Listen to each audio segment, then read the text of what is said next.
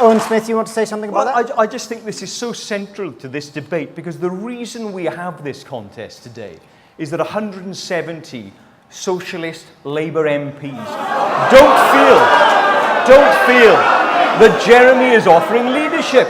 You know, Lillian Greenwood, Lisa Nandy, Sharon Hodgson, Jess Phillips, all people.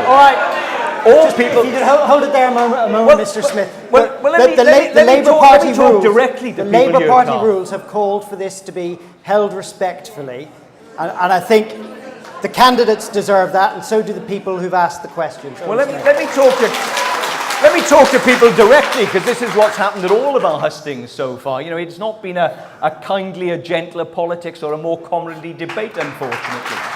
You know, for all Jeremy's protestations.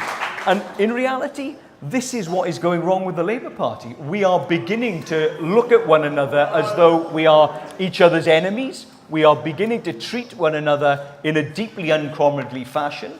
The suggestion that Jeremy is the only socialist in our party is an insult to many of us who are socialists. We're not red Tories or anything else that we're branded about on Twitter. We are people who want to create a more equal Britain. We want a Labour government to support working people in this country.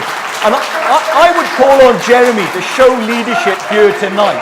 I would call on Jeremy to show leadership here tonight and ask that people stop booing Labour MPs and genuinely work with us, not encourage this or allow this to happen. If this were my supporters, I'd be stopping them, Jeremy. Corbyn, I mean, you have called for people to do that already. I'm sure you'll do it again. Absolutely. Look, listen, let's have it in a comradely manner and listen to each other. That's obviously the case.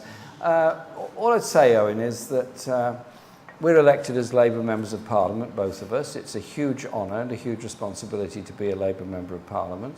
And I was very disappointed when a number of colleagues, you included, resigned from the shadow cabinet over a period of a few days, and then said that they think there should be a change in the leadership of the party. It's absolutely entitled to that opinion, but what I find very odd is that they have then refused to take part in any further activities in Parliament that involve the front bench in some cases, and some have said that they won't serve on September the 24th onwards. All I'm saying is that if re-elected as the leader of this party, I will do what I did before and reach out and form a shadow cabinet and a shadow team that is broad-based, that does encompass the views and the very great skills of our members of Parliament in order to build that coherent, cohesive opposition to this government in order that we can deliver for the people of this country a decent, fair society rather than the misery and inequality which is all the Tories can do. But Jeremy,